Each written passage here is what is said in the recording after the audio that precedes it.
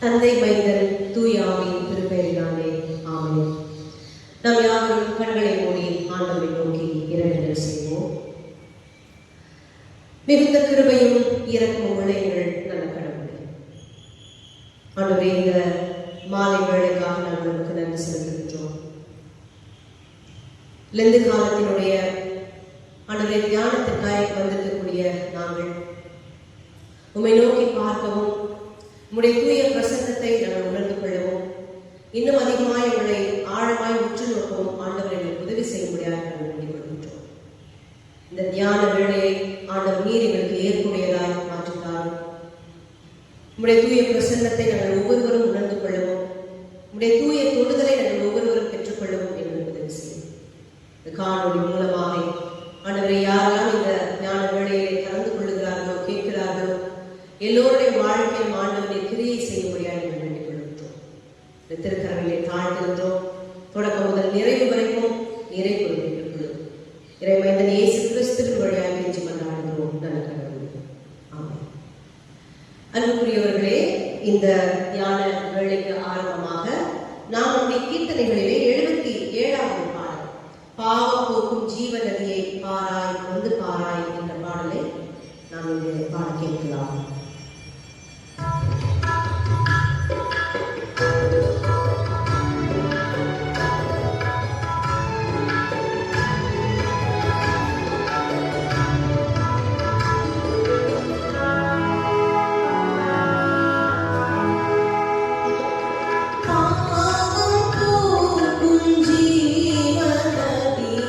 பாராய் வந்து பாராய் பாரில்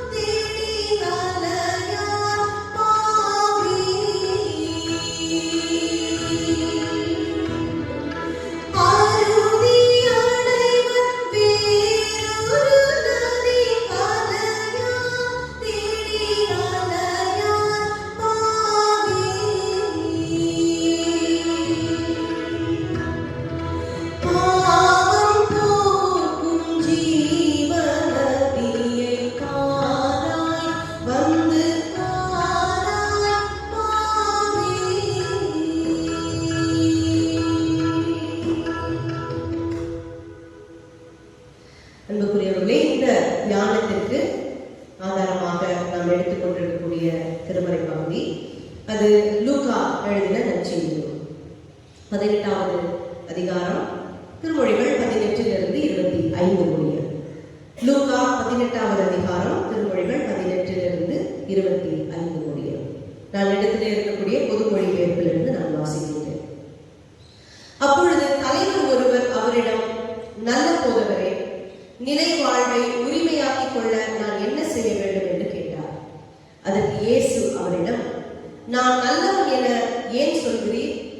கடவுள் ஒருவரை தவிர நல்லவர் எவரும் இல்லையே. உமக்கு கட்டளைகள் தெரியும் அல்லவா? விபச்சாரம் செய்யாதே, கொலை செய்யாதே, களவு செய்யாதே, பொய் சான்று சொல்லாதே, உன் தாய் தந்தையை மதித்து நட என்றார். அவர், இவை அனைத்தையும் நான் இளமையிலிருந்தே கடைபிடித்து வருகிறேன் என்றார். இதை கேட்ட இயேசு அவரிடம், உமக்கு இன்னும் ஒன்று குறைபடுகிறது. உமக்குள்ள யாவற்றையும் விற்று ஏழைகளுக்கு கொடு. அப்பொழுது விண்ணகத்தில் நீர் செல்வராய் இருப்பீர். பின்பு வந்து என்னை பின்பற்றும் என்றார். இவற்றை கேட்டு அவர் மிகவும் வருத்தமுற்றார். ஏனெனில் அவர் மிகுந்த செல்வம் உடையவராய் இருந்தார். அவர் மிகவும் வருத்தமுற்றதை பார்த்த இயேசு, செல்வர் இறையாட்சிக்கு உட்படுவது எவ்வளவு கடினம்! செல்வர் ஒருவர் இறையாட்சிக்கு உட்படுவதை விட ஊசியின் காதில் ஒட்டகம் நுழைவது எளிது என்றார் என்பதே. பாடம் முடிந்தது. கிறிஸ்துவே உமக்கு மாற்றி வைத்தார்கள். கண்களை மூடி ஆண்டவரை நோக்கி நாம் இறைவன் செய்வோம். அன்பு நிறைந்த நல்ல கடவுளே, உடைய திருக்கரங்களிலே எங்களை வாழ்த்துகின்றோம். உடைய தியானத்திற்காக காத்திருக்கின்றோம்.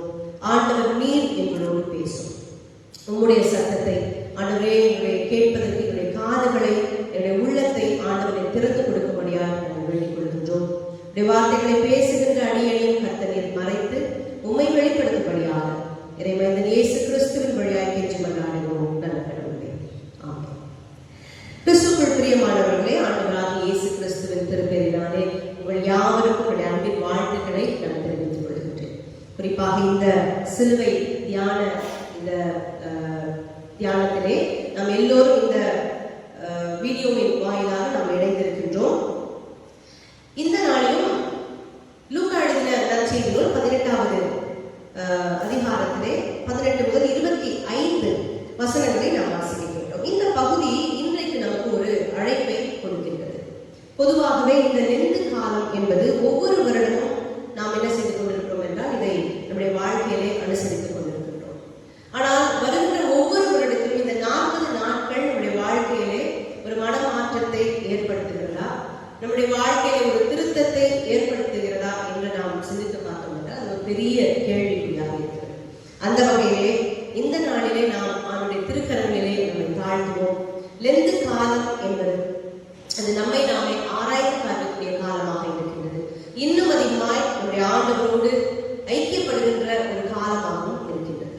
லியானா ஃபில்லர் என்று அழைக்கக்கூடிய ஒரு இறையியலாளர் சொல்லும் பொழுது, இந்த லெந்து காலம் என்பது it is a time for us to weeding out the inessentials in our heart.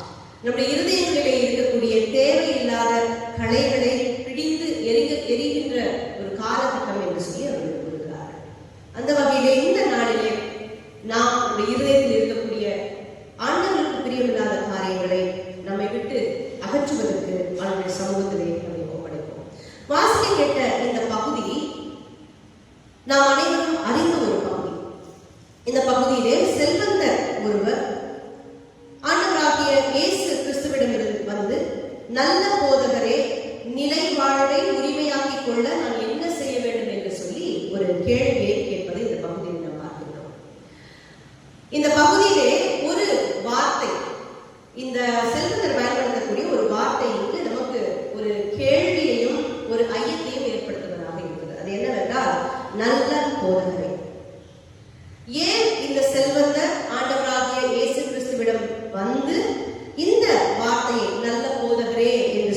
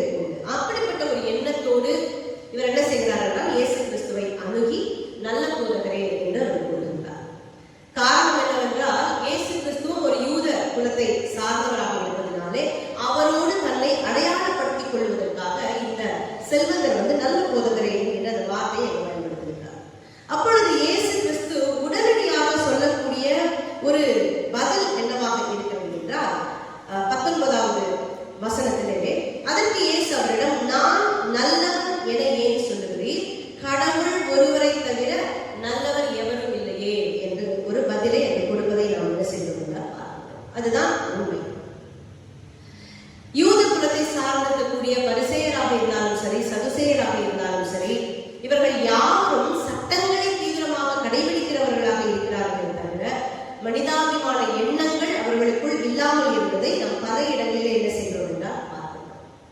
Righteousness is about obedience. It is not an identity.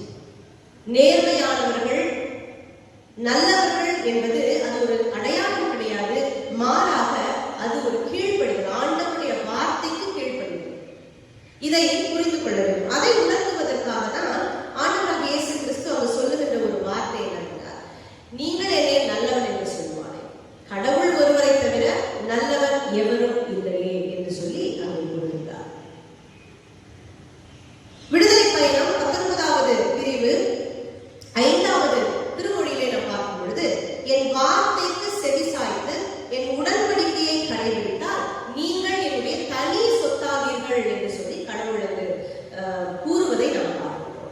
அப்ப இந்த பகுதி இதில் நமக்கு கொடுக்கக்கூடிய பாடம் என்னவென்றால், நாம் யாரெல்லாம் ஆண்டவருடைய வார்த்தைக்கு செவிசாய்க்கின்றோமோ, ஆண்டவருடைய கட்டளைகளுக்கு நாம் செவிசாய்க்கின்றோமோ, செவிசாய்த்து அதன்படி நாம் நடக்கின்றோமோ, நாம் ஆண்டவருடைய பிள்ளைகள் என்று இங்கே கூறுகிறார். ஆனால் இங்கே யூதர்கள் என்ன செய்கிறார்கள் என்றால், தங்களுடைய சுயநலத்திற்காக இந்த சட்டங்கள் எல்லாவற்றையும் தங்களுக்கானதாக அவர்கள் மாற்றிக்கொண்டு பல இடங்களிலே இயேசு கிறிஸ்துவோடு முரண்படுகின்ற நிகழ்வினை நாம் நற்செய்தி பகுதிகளிலே பல இடங்களிலே பார்க்கிறோம். உதாரணத்துக்கு சொல்ல வேண்டும் என்றால், ஓய்வு நாளிலே சுகப்படுத்துகிற நிகழ்வாக இருக்கட்டும், அல்லது குர்பான் அந்த நிகழ்வாக இருக்கட்டும், அல்லது ஆண்டவராகிய இயேசு கிறிஸ்து பாவிகளோடு அமர்ந்து உணவருந்தக்கூடிய நிகழ்வாக இருக்கட்டும், இவர்கள் எல்லாவற்றிலும் யூதர்கள், பரிசேயர், சதுசேயர்கள், மறைநூல் அறிஞர்கள் இவர்கள் யாரும் அவரோடு முரண்படக்கூடிய ஒரு நிகழ்வினை நாம் என்ன செய்கிறோம் என்றால் பார்க்கின்றோம். லூக்கா எழுதின நற்செய்திகள் 18வது அதிகாரத்திலே நாம் வாசிக்கின்ற இந்த பகுதிக்கு முன்பதாக வரக்கூடிய பகுதி 9வது திருமொழியிலே நாம் பார்க்க வேண்டும் என்றால், பரிசேயர் ஒருவர் என்ன செய்கிறார், தன்னை நேர்மையானவர் என்று காண்பித்துக் கொள்வதற்காக அவர் என்ன செய்கிறார் என்றால், நேராக அங்கே சென்று பரிசேயர் நின்று கொண்டு இறைவனிடம் இவ்வாறு வேண்டினார் என்று சொல்லி நாம் பார்க்கிறோம். கடவுளே, நான் கொள்ளையர், நேர்மையற்றோர், விபச்சாரர் போன்ற மற்ற மக்களைப் போலவோ இந்த வரி தண்டுபவரை போலவோ இல்லாதது பற்றி உமக்கு நன்றி செலுத்துகிறேன் என்று அங்கு கூறுவதை நாம் பார்க்கிறோம். அன்புக்குரியவர்களே, பல நேரங்களிலே இந்த எண்ணம் நமக்குள்ளும் மேலோங்கி காணப்படுகிறது. செல்ஃப் ரைச்சியஸ்னஸ், நான் நேர்மையானவர், சுய நீதி நிறைந்த எண்ணங்கள் என்று நமக்குள்ளே அதிகமாக காணப்படுகிறது. எனவே அந்த காரியத்தை குறித்து சிந்தித்து பார்ப்பதற்கு இந்த பகுதி நமக்கு ஒரு அழைப்பை கொடுக்கிறது. எது நீதி? மத்தேயு 23வது அதிகாரத்திலே 23லிருந்து 28 வசனங்களை நாம் வாசிக்க பார்க்கும் பொழுது, ஆண்டவராகிய இயேசு கிறிஸ்து அங்கு தெளிவாக சொல்லுகிறார், எது நீதி, எது ரைச்சியஸ்னஸ், எது நேர்மை என்பதை அங்கு அழகாக கூறுகிறார். வெளிவேடக்கார மறைநூல் அறிஞரே, பரிசேயரே, ஐயோ உங்களுக்கு கேடு, நீங்கள் புதினா, சோம்பு, சீரகம் ஆகியவற்றில் 10ல் ஒரு பங்கை படைக்கிறீர்கள், ஆனால் திருச்சட்டத்தின் முக்கிய போதனைகளாகிய நீதி, இரக்கம், நம்பிக்கை ஆகியவற்றை கடைபிடிக்காமல் விட்டுவிடுகிறீர்கள். இவற்றை கண்டிப்பாய் கடைபிடிக்க வேண்டும், அவற்றையும் விட்டுவிடக் கூடாது என்று சொல்லி ஆண்டவராகிய இயேசு கிறிஸ்து கூறுவதை நாம் என்ன செய்கிறோம் பார்க்கிறோம். எனவே நேர்மையானவர்கள் என்று நாம் காண்பித்துக் கொள்வதற்கு நம்முடைய வாழ்க்கையிலே இந்த இரக்கமும் இந்த நீதியும் மேலும் நம்பிக்கை ஆகியவற்றை நாம் கடைபிடிக்கின்றவர்களாக இருக்க வேண்டும். இன்றைக்கு நாம் நம்முடைய இருதயங்களிலே கை வைத்து சிந்தித்து பார்க்க அழைக்கப்படுகின்றோம். ஏதாவது காரியத்தை குறித்து நம்முடைய இருதயத்தை சுயநீதி உள்ளவர்களாய், நான் நேர்மையானவர் என்று சொல்லி பெருமை பாராட்டி கொண்டிருக்கக்கூடிய ஒரு சூழல் இன்றைக்கு இருந்தால், ஆண்டவருடைய திருக்கரங்களிலே நம்மை தாழ்த்த அழைக்கப்படுகின்றோம்.